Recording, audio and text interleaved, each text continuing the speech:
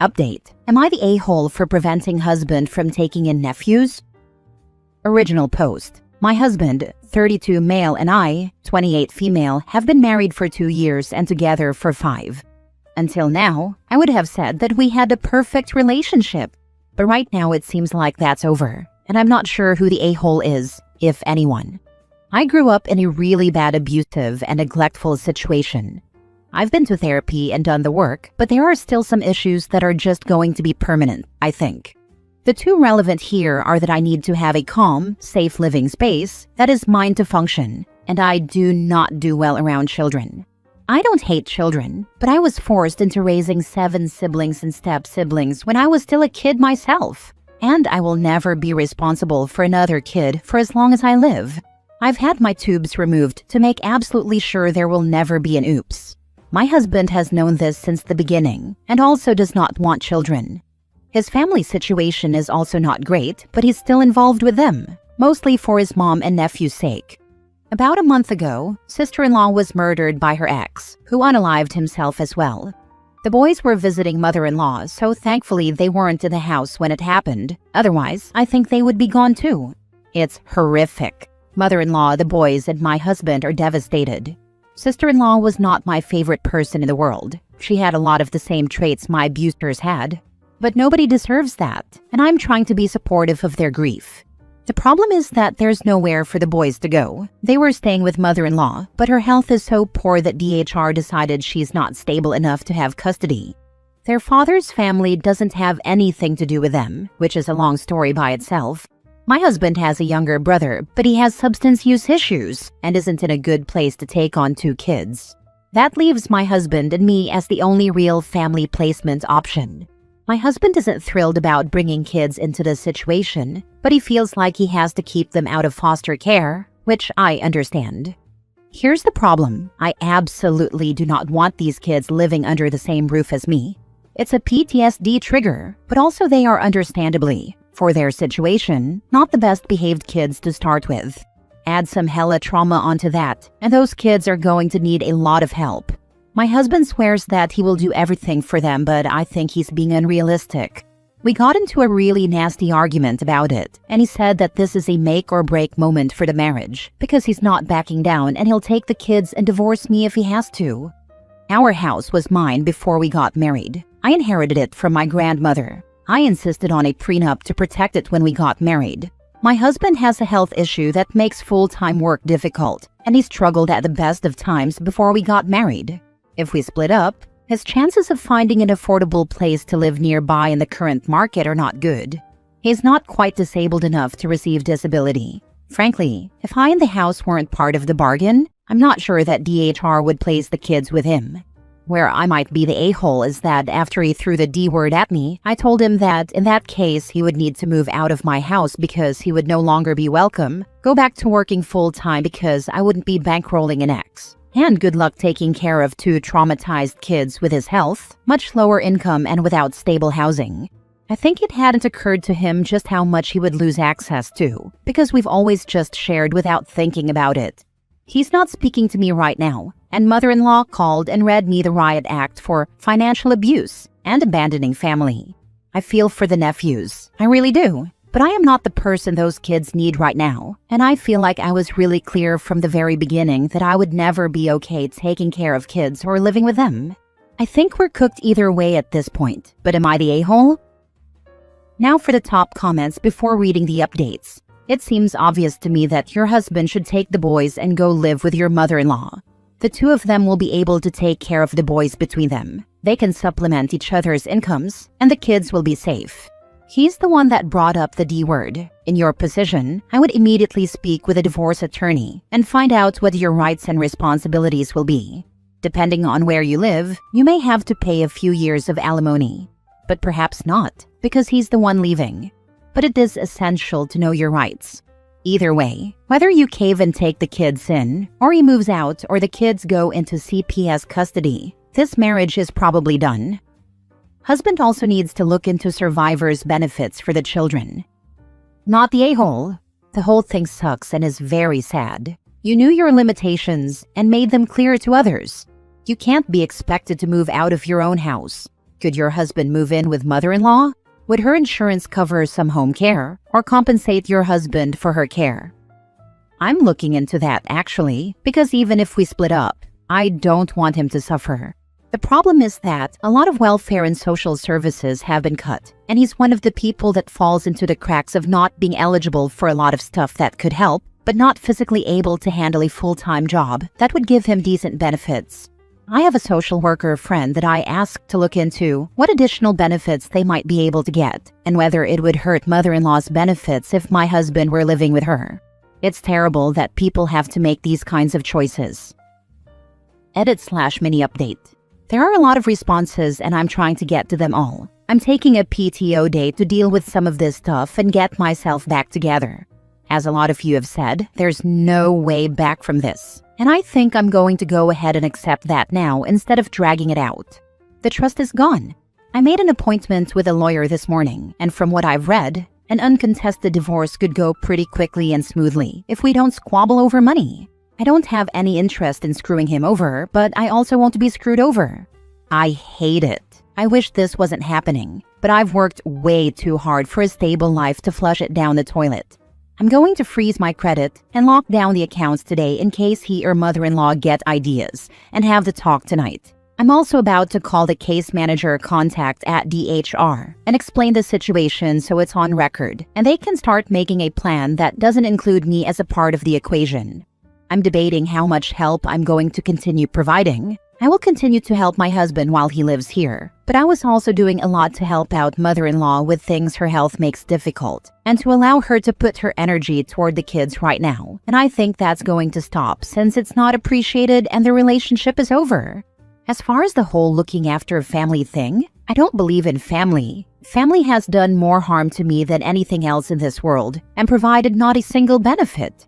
So I don't put any value on blood or relations. I do what I can when I can for others, but I know in the same circumstances, none of these people would help me, either because they can't or they just wouldn't care that much. So just spare me the whole, they're your family stuff, please. That word doesn't hit the same way for me that it does for you. I will update once I've talked to my husband and figured out a path forward. Thanks for the input, even if some of you think I'm a monster. Now for the first full update. Now he doesn't want to divorce and wants to figure something out. Of course, the stress of the whole situation is pushing him into a flare, so I'm giving him some grace, but I told him that we won't go back to exactly the way things were before the D word now, no matter what happens. I don't trust him. He needs to sit down with a social worker, look at the facts, and make a call on his own. I have the lawyer's recommendations for an amicable divorce filing we can discuss if he decides on that route. His mom said some unforgivable things in her little tirade, so the things I was doing to help her stop. Whatever happens, I will make sure he has health insurance until he can make other arrangements. I would be willing to discuss all of this in counseling with him while we try to sort it out. But for now, one of us is moving into the spare room or he can go stay with his mom. He's upset but agreed. It's probably going to take some time to get a resolution, but I will try to post again down the road once the situation settles out. Second update. The situation is complicated, but the TLDR of it is that due to a very unfortunate situation beyond either of our control, my husband and I want very different things going forward that can't be reconciled. He brought up divorce. I did a consult with a lawyer to get things rolling. Now he doesn't want to divorce, but the problem isn't going away. And I'm already feeling checked out, so I think that's the inevitable conclusion. We're at least going to separate. The thing is, I still love him. I don't want this to hurt more than it has to for either of us. I'm committed to a fair split that doesn't leave anyone high and dry. I'm hurt and angry, but I understand where he's coming from, and I want to keep it civil. He's hurt and angry, ironically because I took him up on the divorce instead of doing things his way, but I know he loves me. How did you keep things productive and civil with your soon-to-be ex? I've already had to block some of his family for coming at me. Things are going to be rough for him because the house is mine and protected by a prenup, and I'm the breadwinner. He wouldn't be eligible for alimony because we've only been married for 2 years. At most, I would be paying his health insurance premiums for 6 months or so, which I don't mind. This would be easier if I hated him, but I don't, and the thought of him struggling is frigging depressing. Did you remain friends during or afterward? Or is it better to just drop contact except for necessary communication? I know I'm going to come out of this okay, but I want to do everything possible on my part to make it smooth and not contentious. Now for the last update. People have been asking me for an update, and there were some forward developments before Thanksgiving.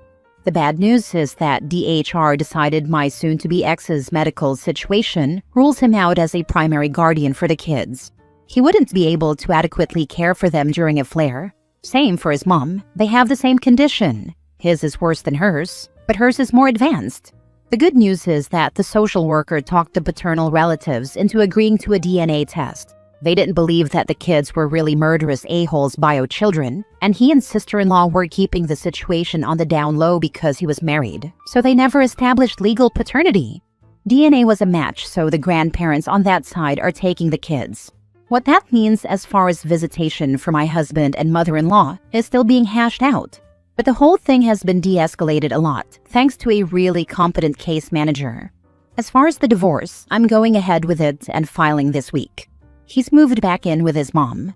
They're salty about it, but that's to be expected. I still love him and wish him the best, but I'm done. His family's too much drama, and I don't trust him the way that I did before this. Given that we were only married 2 years and the house is mine from before the marriage and protected, it should be a clean break. While I miss him being here, I'm already feeling less stressed with him gone, and I didn't realize that had been creeping up on me for a while. I think I'm done with romantic relationships, at least for a good long while, so I'm going to focus on my career and some fun stuff I haven't had time to do since taking on a caretaker role.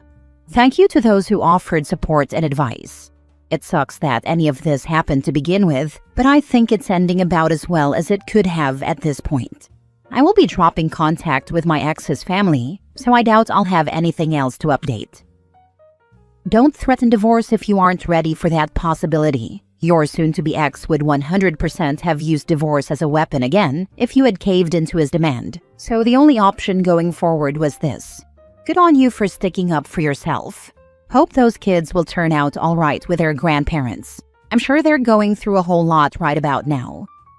And if you really threaten divorce, be ready that the relationship is dead as soon as these words leave your mouth. Such an ultimatum is always a lose-lose situation. Good for you. What condition does your ex have? I was guessing MS. After what his mother said to you, I'd have been flat out done as well. You've shown these people nothing but kindness, and the moment you push back, they showed you who they truly are. His family isn't just drama. They're shitbirds. They're always going to be that way. They have MS and myasthenia gravis. He has the childhood onset variant, so his is a lot more debilitating, but his mom's has progressed more. It's managed as well as it can be, but I still wouldn't wish it on my worst enemy. How dare you, as the owner of the house, the only stable income, caretaker of my disabled ass, and child-free by necessity, not want to take in children whom you most definitively are going to have to 100% care for, no matter what I say I do. My way or divorce way. Bro, just before finding out. I love this for him and his mom so much. They're too stupid to learn from their choices to be a-holes, but they get to live with the outcome. Sister-in-law too. I hate to speak ill of the dead, but considering what OP said in her comments, sister-in-law really screwed her children over. To be fair, I think that sister-in-law was seriously mentally ill. Her behavior was similar to untreated bipolar disorder, and postpartum stuff really didn't help that any. The kids should have been put up for adoption. Between her and the father, they never had a chance. At least with paternity established and the secrets out, maybe they can have a relationship with their half-siblings and other relatives now and get appropriate attention and help. Last story. Would I be the a-hole if I don't bail my dad or stepmom out of jail tomorrow? I, 19, spent Thanksgiving at my mom and stepdad's place. At around 7 p.m., I got a call from my stepmom asking me to come over because the police were at their place and it was an emergency. I went because I was worried about my stepsister, 14, and my half-brother, 8. My dad and stepmom were both under arrest when I arrived. The police asked my dad and stepmom if I had permission to take the kids. My dad said I could only take them if I didn't take them to my mom's. I said that's where I was going, and I didn't have anywhere else to go. The police said if I didn't take them, they would go to CPS. My dad asked them to wait for his brother to show up. The cops said they weren't going to wait any longer because they already waited for me. My dad and stepmom gave permission. My dad also asked me to bail him out and gave specific instructions as to which bail bondsman to use. I said I would. They haven't had their bond set yet and probably won't until tomorrow, Monday. So they've been in jail all weekend. I've never bailed them out before. I am mad at them for interrupting my Thanksgiving and traumatizing my siblings. I am considering leaving them in jail until they figure out something else. I considered asking my mom and stepdad for advice, but if they think I'm in the wrong, they'll just bail them out themselves. I really am upset with them, but is leaving them in jail too much of a punishment? Would I be an a-hole if I do? Also, my stepsister and half-brother are stuck with me at my mom and stepdad's house until my dad and/or stepmom can get them. So that's also a factor. What a horrible situation for you and your siblings. I'm so sorry you are going through this. Not the a-hole either way. Your dad and stepmom are the a-holes for creating this situation. You are not obligated to arrange bail for them. However, if you refuse to help, your dad and stepmom might cut you off from any contact with your siblings in retaliation when they do get out. You will need to be around to help them out if and when this gets worse. Whatever you choose, though, you should talk with your mom to let her know what's going on. You will need her support. I talked to her about what happened, but I left out the part where they want me to bail them out. She thinks I shouldn't go to their house anymore, because if something happens and I get mixed up, it could show up on a background check if I apply for a job. She's not wrong about that. If there is domestic violence taking place in that house, you need to stay away from it, and you should get your dad's family involved to get your siblings out of it too. I would presume that CPS will get involved either way shortly. My dad's only nearby family is my uncle, and he's worse.